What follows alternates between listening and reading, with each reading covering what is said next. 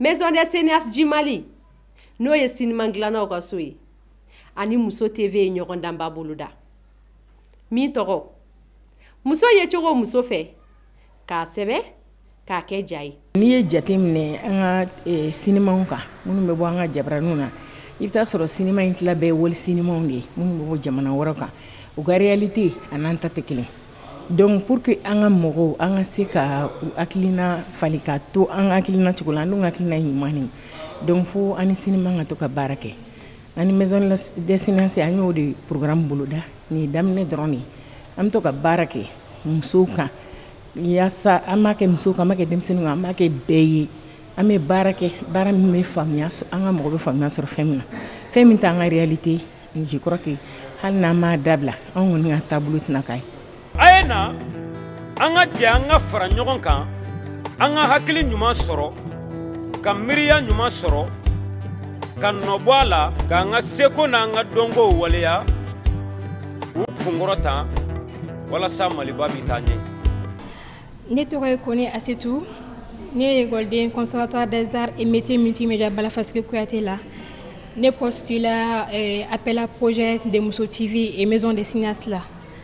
Nyorondan folo mi beke documentaire ibe alakali Mousso joyoro ani anafa malika yiriwa ani malika tanyela nere bulo Mousso joro aga bon kosebe mali nyatagala parce que ni a jatimine folla Mousso tunte participer secteur de la nafo seneke commerce et pêche et tout.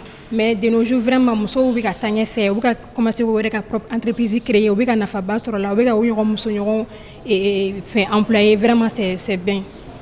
Mousso ye chogo Mousso fait, ka sebe, ka ke jai.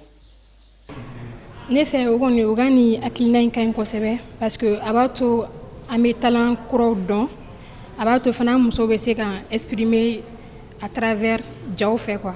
Donc c'est une très belle initiative.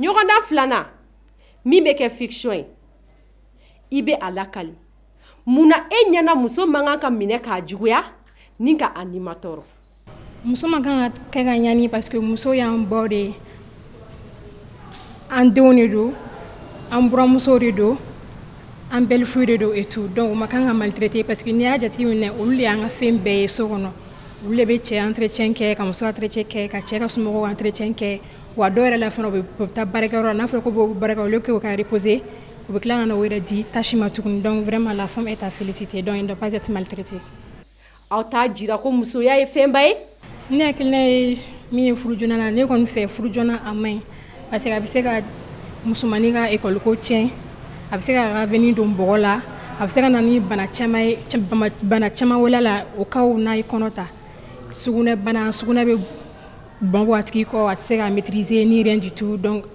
avec ce traumatisme créé à faire donc moi je pense que je dis non au mariage précoce. Mousso TV no e Mousso télévision soye ale de sigilembe ku fenfe bi se ka Mousso la tanye fe fenfe bi se ka to demaya bi se ka tanye fe Mousso bi se ka nafa soro fenfe la Mousso bi se ka hera soro fenfe la Mousso TV de sigilembe kale boke ale ka kele do ye du bise ka hera soro chuko men Mousso bise ka hera chuko dem bise ka hera soro chuko bise ka hera soro chuko Mousso TV bodela maintenant on est cinéma mbola o kaso o ye jumende cinéma mbola o kaso cinéma mbola be de yire fara nyonga technicien mbola comédien mbola journaliste mbola femme mbola koka Mali bise ka tanya fe cinéma na chuko Mali bise ka yiri wa chuko men olu de nyogon taka nyogon fara nyogon ka ku bu bolo di nyogon ma ni Mousso TV koko ke ko parce que ni ye mo ni fin de ni ma hakili dilan ko fɛn dɔ b'a jɛ donc k'u b'u bolo di ɲɔgɔn ma ko ka musow la nati cinéma hukumu kɔnɔ ko jamana bɛ se ka taa ɲɔgɔn fɛ musow bɛ se ka taa ɲɔgɔn fɛ cogo min.